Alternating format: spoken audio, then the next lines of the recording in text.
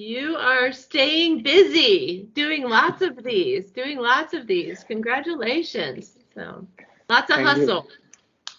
Thank you. And also, I have gone through your profile, and you're creating a workforce for next generation.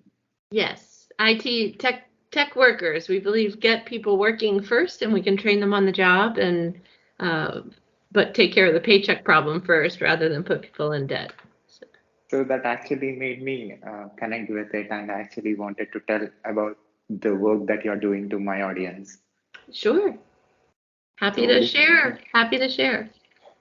so before that, can you please introduce yourself to my audience? Yes. Well, hello everyone. I am Kim Mahan. I'm a founder and one of the partners at MAXX Potential. So we're a technology services company based in the United States. So, what made you to start this? Um, so I spent lots of years as a corporate IT leader. So I worked with lots of teams all around the world. And I think as I got a little later in my career, I wanted to increase my impact. And so went out to build something I felt like needed to exist. Long before that, I was a self-taught programmer many, many years ago. And I think learning to code changed my life. It's what got me the first corporate job. And so finding a way to create more opportunities for others appealed to me. So we'll be turning 10 in October, and yeah, it took a big leap, and so far so great. So, why this name, Max Potential? You want to bring out Max maximum potential of people. Yeah, yeah, Max Potential, especially Max with two X's, that is an interesting story. My business partner and I, we had actually worked on another startup where we were trying to build an app, and we spent a year and a lot of money and learning what not to do, and needed to figure out what I was going to do next. And the name Max Potential actually comes from I had spent that year reteaching myself Java to build our Android app. And my first thought was I was going to go and start a mobile app development company working on Android apps. And the Droid Razr Max was the flagship phone that year. And so I started looking up domains like Max Tech and Max Dev, and none of those were available.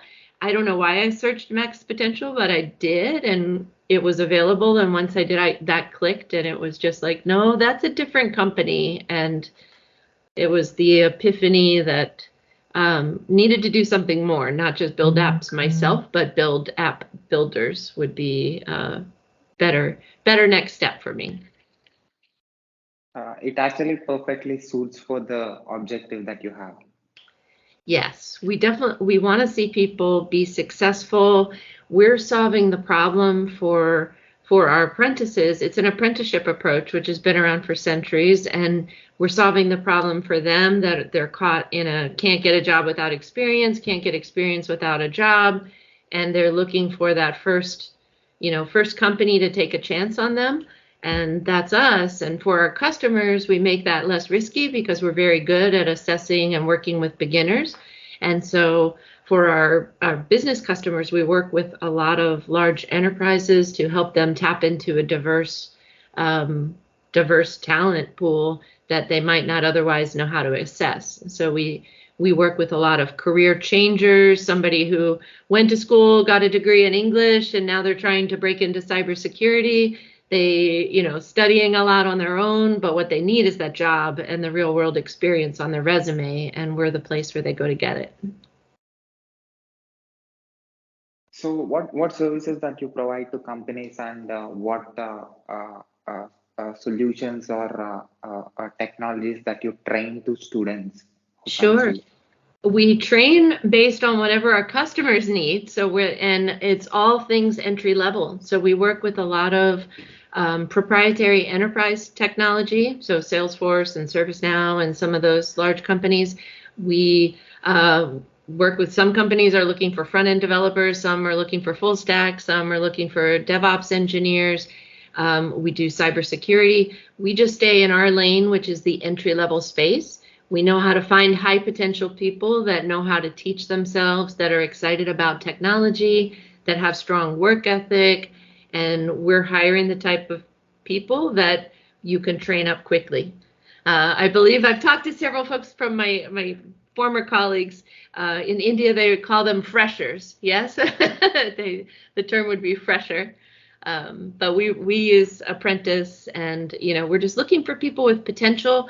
And the number one thing is, do you love technology as much as we do? Is this a good choice for you? Because it's going to get really hard, and if you don't love it, chances are you won't stick with it. So we give people a free taste of what it's like. We offer some intro classes that are a little bit of everything, so they can see how big the field is.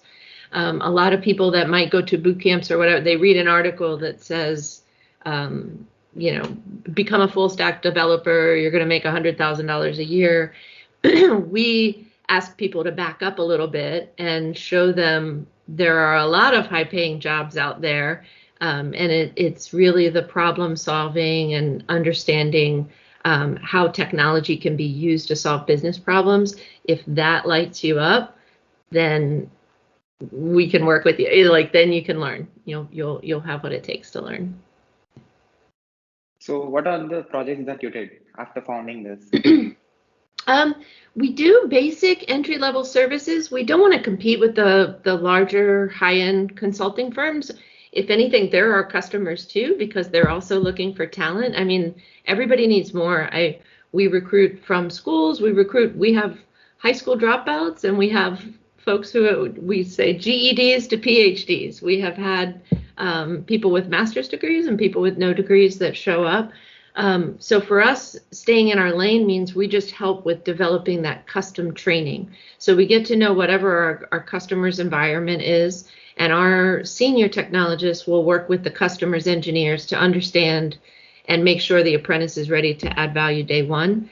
But as far as that goes, it's all the technologies across the board. We'll do basic data analytics work. We'll do a lot of security operations and monitoring. For our customers, they have the problem that in a lot of these entry-level jobs, there's a lot of turnover. So it's hard to attract people. And then once they get some experience, every 6 to 12 months, they're ready to go do something else. And looking at that next job, for us, we can help them so that they never have that turnover. There's never any downtime because we always have someone else who's willing to take on that role, and we can help with the cross training to make sure that in those entry level, we can turn those entry level positions into a pipeline so that our customers can hire, they can hire 2, 3, 4 people from one position, as opposed to, every 6 to 12 months losing somebody, having to post the position again. We can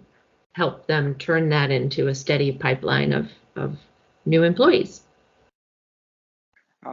People coming from different backgrounds, and also people who are coming without education, and you are giving training to completely different mindsets. So I'm sure you might have a different way of telling them about the technology and telling about how it works and how to solve problems. Yes, we can't say anybody can be a software engineer. There's a certain aptitude. You also have to really want that, really enjoy those aspects. We meet people where they're at. So we do hire people from all different backgrounds. We're looking mostly for the right attitude and, that work ethic. And then we help people get to wherever they're going to be most successful. We do quality assurance work. Some people may not, it may not be realistic for them to shoot for a software engineering path, but there are other technology pathways where they could be successful, and each person is on their own. We do have a curriculum that we give to our apprentices that our mentors on our side guide them through, but everybody's progressing at their own pace. So it's not like we have a batch or a cohort where everybody's got 12 weeks to get trained. People are progressing at their own speed. We have people that stay at MAXX for 6 months. They're super talented. They come in, they get us on their resume, and then they get scooped up into the industry and we celebrate. We have others that could be with us 2, 3, 4 years.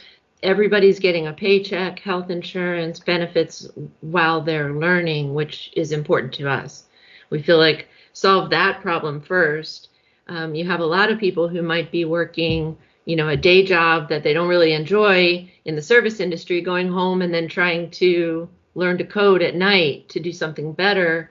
We allow them to flip that so that they're spending their daytime working in the industry, building up their resume, and then they'll still be studying at night, like if they love it, but you're getting paid every day that you're at MAXX Potential. You're building up that resume experience that'll help them get the higher paying jobs. And at MAXX, no one is locked into contracts with us. So as soon as, the market thinks that they're ready and they're getting job offers, we help them prep for their interviews and wish them well. So is this premium course that you're giving? Is it what? Is it premium? Do they need to pay you in order to get trained? No. They're getting paid. So in the beginning, we up front, we have a career lab, which again is a free trial for both, for us. And if people are just curious and I think I might want to go into tech, you can attend our career lab, and we give people a taste of what it's like. So we throw them in the pool. We throw problems at them with very little structure, because that's what the industry is like. You're going to get customers that show up and they have a problem, and there is no answer in the back of the book. You have to enjoy figuring it out. So we want people to get a feel for that, to make a good decision whether this is right for them. So that course is free, and that's open to the general public. Anybody can go. From there, people apply for a job, but once they're hired, they're full-time employees, and we get them working on projects as quickly as possible. Their training, once they start with MAXX, will be in the context of whatever they're going to be working on. So whichever platform or team we assign them to, they'll get specialized training on that particular job. And then in the meantime, they have a curriculum to be working on in the background. So internal to MAXX, we have a leveling system. There's ways everybody knows, here's how you get your first raise, here's the skills you need to show, here's how you get your next raise. And by the time you're level 4 with us, everybody out there is going to want you. Most of our level 4s are just shopping their offers. The industry there's so much demand right now that for talent, that we're providing an important service for our customers, because we allow them to tap into. It's so competitive, and it's especially for your mid-sized company, it's hard to compete with the tech companies now. So Amazon, Microsoft, Google, they're scooping up all the tech talent coming out of the classrooms as quickly as possible. So for some companies, it's harder to find people to fill these jobs, and we help build them for them. So we can we know people that would jump at the opportunity to work in a technology department, and they're going to be long-term employees that are well matched to our customers' cultures, and it's just a smart way for our customers to build their team. Is this online, or they need to come to you? So we used to be in person. We had 3 physical offices. We were in Richmond, Virginia. We had expanded to Norfolk, Virginia, and then we had just opened up in Durham, North Carolina. And when COVID came, we went online. Now we have employees in other parts of the United States. We have employees in Hawaii and Ohio and Pennsylvania. We moved that upfront process online. For our customers, it's a mix. So some of our customers want the apprentice there, they're back in person. Other customers are completely online. So it really is a matching exercise for us. So we do have 100%, we're remote first for us as a company. We do have some customers that require, if we're assigning somebody to one of our customer teams, they want them to be on site. So it becomes a question up front. We ask the apprentice, are you comfortable working in person or not? And we ask that of our customers as well, and we try to make good matches. And tell me about your team who are making your thoughts possible. Yes, so we have grown. We're turning 10 years old in the fall. There are about 14 of us, I think, now on MAXX Core, and we are in a a scale ready mode, so we are looking to grow. But we took our time making sure we had it figured out and we had it right. And for us, maintaining that culture, we've always been very mission focused. So our goal is to help people get careers, and we don't want to compromise where we're just letting anybody in, whether this is a good choice or not, just for the sake of profit. Of course, we want to be profitable, but we wanted to make sure we had our selection process right, that we had very solid case studies under our belt, that we were really over delivering for our customers. Now we are expanding. We're starting to look at more sales and marketing and that sort of thing so that we can grow. What are those qualities that any individual need to have in order to get into your company? To be on our core team or to be an apprentice? Yeah, to be an apprentice. To be an apprentice, you just need the desire. So we're looking for people that are out there trying to break into the industry. So whether, if you're taking online cybersecurity courses, if you're attending hackathons or capture the flag events, and people are just looking for that first job, so they're out and you're really passionate about it. That's the number one criteria for us is, do you really enjoy this? Are you coming to us just because you want a job? That's probably not going to be a long-term good outcome for us or you. If you're here because you're really serious about breaking into the industry, we have a path and we can help people get there. And about coming into your core team. Core team now, we're hiring on the sales solution side, and there I think we're looking for people that are just good people to work with who understand our customer problems. We are 100% IT leader driven, so all of us are technical, have been technical, we're technical, so we do require an understanding of the industry and the technology. And then for our solutions delivery managers, we're looking for enterprise experience, evidence that people are comfortable with that teaching yourself. So, and strong technical skills, mentoring. So we have on our core team, we have solutions delivery managers that really make sure we're delivering on the work. And then we have development coaches who work one-on-one with the apprentices to help them build their skills. So it really is, which is the better fit? Do you like working more with customers or more as a coach? You hire based on the requirement, the clients that you have, or you will hire even if you don't have clients? And we do. The project. We have to be careful. It's a fine dance, but yes, we do hire. We try to hire in advance of the customers, but how many, we run and I think most of our customers appreciate that.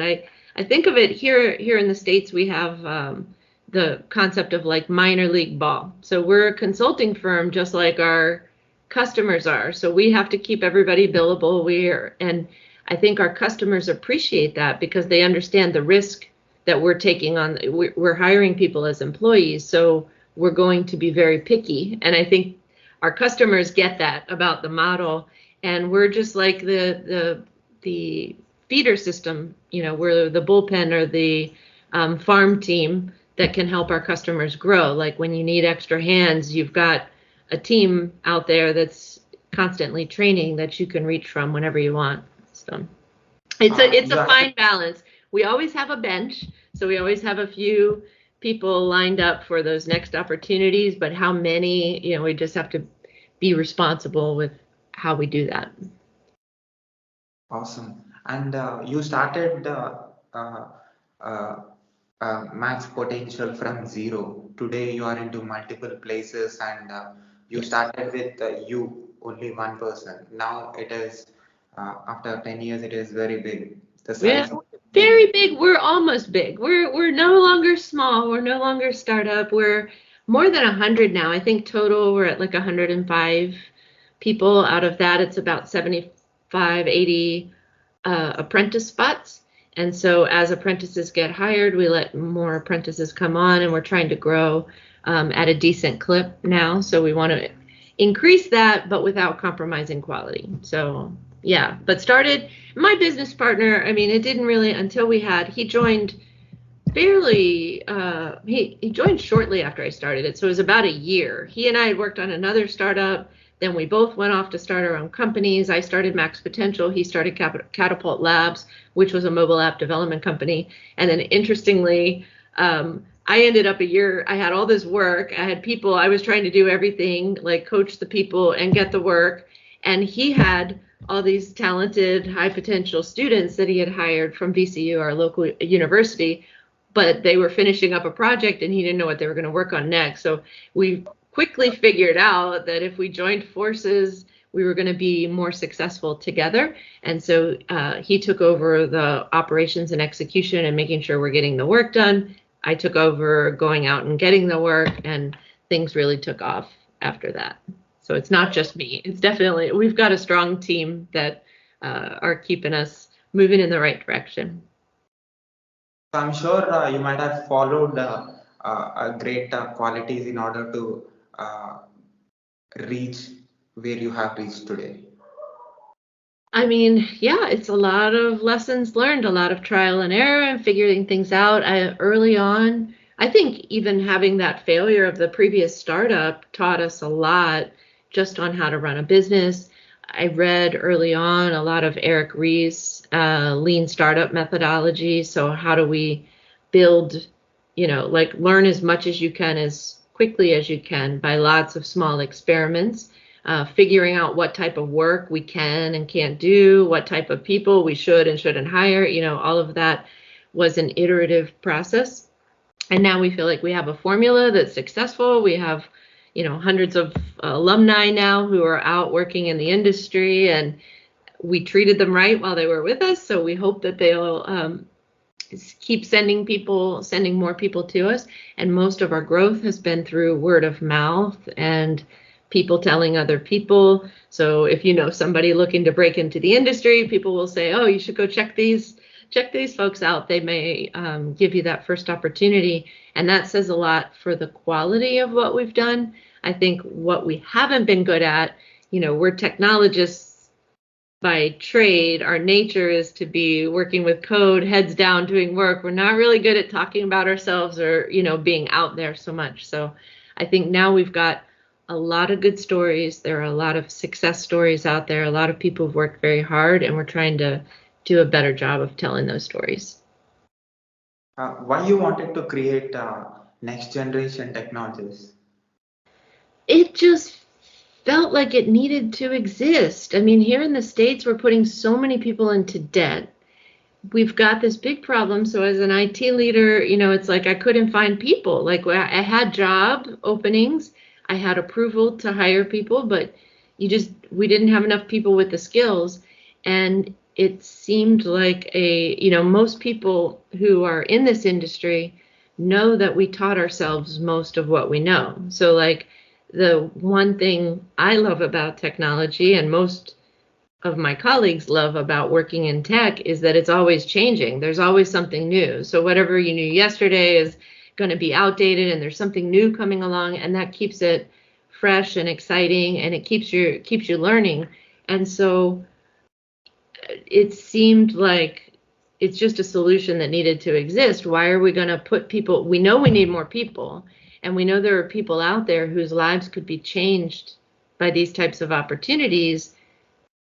Do we have the time or expense to put them all in a classroom? When actually doing the work, building things, breaking things is a better way to learn. So we feel like get people working as quickly as possible, and then you can supplement with the technical knowledge as they go, but start getting their hands in code as soon as possible on real projects with real customers. You're working, side by side with more experienced professionals, and that's a faster way to solve the problem. That's our opinion. It's a big problem. Like we need a lot more people who understand all these tools, and there's so many jobs out there that require these types of skills. So there's room for a lot of different solutions, and we just want to be part of the solution, not part of the problem. So understanding the software, understanding the application, understanding the functionalities of it, and understanding the front end, back end, middleware, everything. and also user interface, everything related to software. You worked on that before becoming a business owner. So that is completely different from what you are doing now. Now you are trying to understand the business side of the technology. So Yep. how? That's probably why it took us 10 years to get this. It took me a while to unlearn all the IT leader tech and learn how to run a business. So I can't say we did everything right, but I feel like we've figured it out. It was a new learning process, but we learned by doing, which is, at the core of what we do. We're just big believers that whatever it is you're trying to do, get started. You're going to make mistakes and you're going to learn from those mistakes, and that's the fastest way to learn. So for me, running a business was new. I had a lot of experience at large companies, so a lot of access to a lot of training that I wanted to pay forward. So I did know a lot about how big businesses run, but getting something from nothing to being a thriving business, there's a lot of steps in between that took some time and trial and error to figure out. So, can you tell something that you have experienced while developing something or creating something or working on it on a particular software? Actually, that helps new people who are going to come into your company. Yeah, so for me personally, I've definitely been focused on trying to run the business, which I feel like I'm losing that. I still try to do side projects. Right now, I'm playing with a note-taking tool called Dendron. I had one called Obsidian. These are very low-level tech, but for where I'm at in my career, my business partner, I've built, as I mentioned, built an Android app, but that was like a decade ago. So to keep my own skills fresh, it's like whenever I have an opportunity, we tell people try to solve real problems. Like if try to write your own browser plugin, try to write, think of some problem that you have in your life and try to I built a countdown timer for myself. There are plenty of them out there, but the skills that you develop just by having that sort of prompt or goal that's something you care about, again, you're going to be more likely to stick with it. Every year we have, for Christmas, we call it the Tackathon. We call it Tacky website contest. So we have a contest internally where and I always submit something just to amuse everybody and show that I can still do some things. They're not nowhere near as sophisticated as what our team can do. I am surrounded by brilliantly talented engineers. So I just try to add value where I can, share what I learned back in the day. And you're doing it, and it is going on. I knock on wood. Yes, I hope so. We're trying. I try to stay relevant, try to stay current. I'm blessed to be part of a very strong team, and just surrounded by a diverse group of people. We have people from all walks of life, and for me is what's beautiful about it. We have, people in their 40s, 50s who are looking for a career change. We have people straight out of high school, all different, people from top tier schools, people from no schools, and that type of environment is just a beautiful place to learn, just because everybody's bringing a different lens, a different perspective to the table. So my skills, I would not try to kid anybody and pretend to, they're a little rusty these days, but I do the best I can. There will be a lot of people who will be expecting or dreaming about a company like you who is providing training. Well, they can come to us. Like I said, our career lab is out there, and for attendees, the team gives lots of examples. I know on the last night of their own passion projects, things that they've built. That's the big thing we're looking for when people are, coming to us.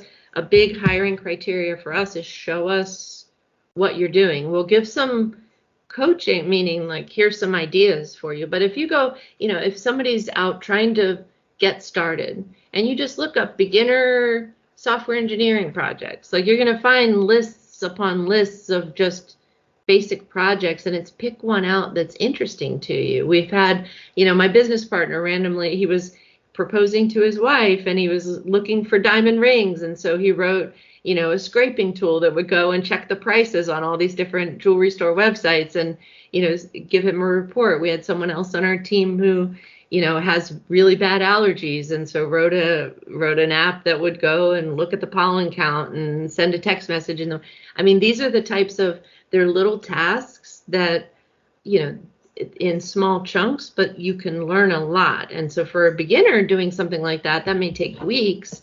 Experienced engineer could do that in a, lunch hour. But those weeks, you're going to learn a lot more by trying to put together the pieces to solve a real problem than you would just going through tutorials. So we get a lot of people who are out there maybe, and nothing wrong, like all the online training, that's the other thing people need to be aware of. Everything you want to know in this industry is out there for free if you know where to find it.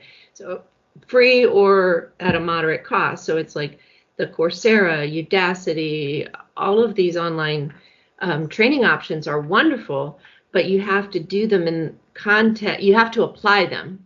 And what we'll see is people get addicted to the training classes. So it's like, when I'm interviewing people, it could be, I got to free code camp level 100. And if I say, okay, so now just write me a loop that does this, they'll say, oh, I'd have to go look at my note. Like you don't have the skill. You have a vocabulary, you've got some awareness, but you don't get the skill except by applying it and applying it and applying it. So it's like for each, as people are going through these online training options, I advise it's like you want to, once you pick up a skill, then you want to drill it. You need to apply. So it's like go through lesson 1 and then go build 10 different versions of whatever you just did on your own from memory to master that skill before you go to lesson 2. But people will get, they get into the, oh, I finished lesson. It's like gaming. So like, let me go to level 2, level 3, level 4, level 5. But you're not really building like the muscle memory and the skill, the recall that is needed. So that's why we send people off to go build things. Like, doesn't matter what it is. Build things or break things, one or the other. Like, do one or the other. Either way, you're going to learn a lot more, a lot faster. So you hire people globally? Not yet. We are working on that. Now we are working on that. So, again, COVID changes everything. So we're thinking that through. For me, starting this off, it's where can I make a difference? And so working regionally just made sense. It's where my contacts were. And so we were planning to expand city by city in the US. Now we're rethinking that. Like, it is a global world. I've worked with wonderful people all around the world. So there's talent everywhere. We would love to bring our approach and model to other countries, but for our size, there's also risk. And so we have to figure out all the legal things and the tax like all of that. Working internationally would be a new set of activities for us. But it is it is coming up more and more in our internal discussion. So it's not a if, it's a when. But once we know we can do that safely, we would love to be able to hire globally. So once you decide, let me know. I will be the first person to be part of your great team because that would be wonderful. Yeah, that would be wonderful. So yes, we definitely. Like I said, it's amazing world if we stay positive and forward progress. I think. Yeah, there's a lot to look forward to, and people are learning how to collaborate. That's another thing to love about our industry and our field is it does allow you to work from anywhere. You can work with people from anywhere, and for industry, old folks like me who've been at this for decades now. It's been that way for a while. Like we've had global teams for a long time, and it's just nice to see that. It's going to be nice to see how that helps us all improve, I think. So at last, what do you say to my audience who are watching and listening to you from anywhere on this planet? Well, thank you if you watched this far. So I appreciate that. I appreciate your work too. So I've gone through several of the videos. You're attracting a a very diverse set of, lenses and experiences to share. So I appreciate your work as well. And to your audience, keep learning. Like whatever it is you want to do, what's that next step you could take? Like just start doing it. The worst thing is it doesn't work, and then you learn and you do something else. But for those that are interested in tech, I say just start building it. Don't get stuck in what do I do? Don't get stuck in having too many options. Just take a step, pick a project, and go figure it out. So, at last, what's your observation about my work? Yes. What? Your observation about my work as a founder, as a business owner. Yeah. Well, I see the hustle and drive. I mean, you're persistent with me. I mean, and it takes that. I think you can verify for your audience. It's not easy to start something. Like it takes a lot of time and energy, and you have to be fearless to be reaching out to people and, putting things into video, and you're putting things out into the world, but you're a creator, and, that deserves credit for anyone who's taking that risk. Like there's a personal risk in putting yourself out there, and I respect that a lot.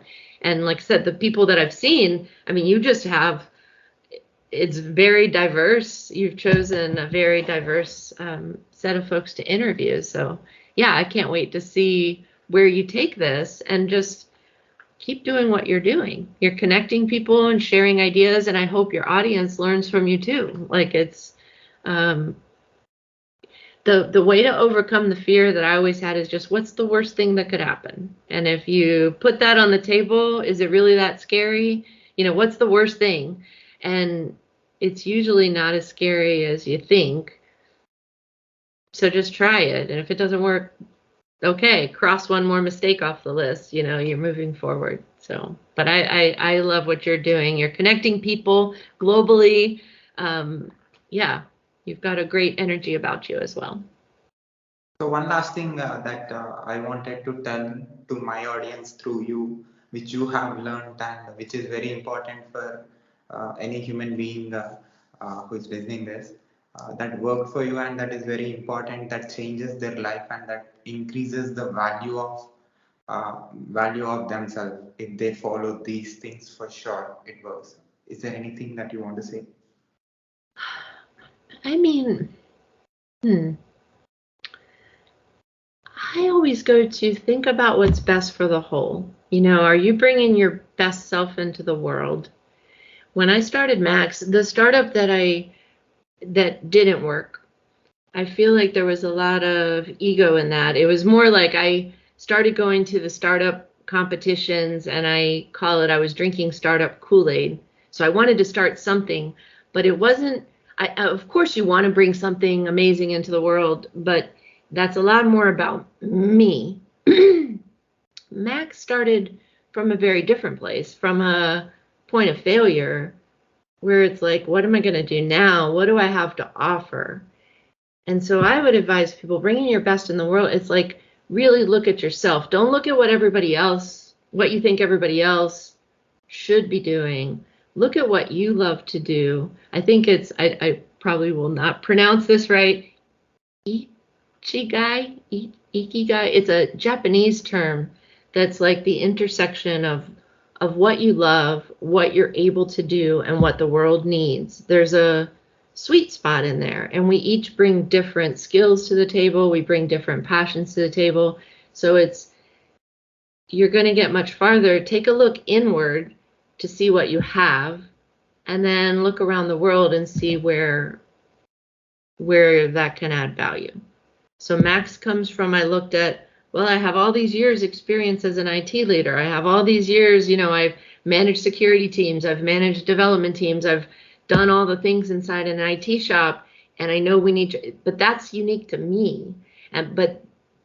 So this felt like it's a good lane for me to work in because I'm qualified, I love it, and the world needs it. So look for that intersection of those things, and I think you'll be successful. And even if the first try doesn't work, then try and try and try again. So thanks for putting the seed in the brains of the people who are putting their ears to listen to you now. Well, There's you did that, so thank you, thank you as well. many. If that grows, you will be the reason. If they grow in their life, and you will be the reason. And I want you to reach uh, uh, globally with the seeds that you have, and I want you to put seeds everywhere on this planet so that it will grow and it will Thank you. become very big, and you will become the best. We planted that seed. You asked me on here, and you're publishing. You created your channel, so we did that together. We did it together. And can I put this video on my YouTube channel with your permission? Yes, yes. You And got it. also put this audio and video clip on my podcast, website, internet, social media, everywhere with your permission. Yes, yes. Go for it. I'll put your web link on the screen and in the description of this video. People who finds our video on YouTube can see it and can see what you're doing and what you're offering, and the apprenticeship, and also you have your core team, recruitment, everything that that you're doing.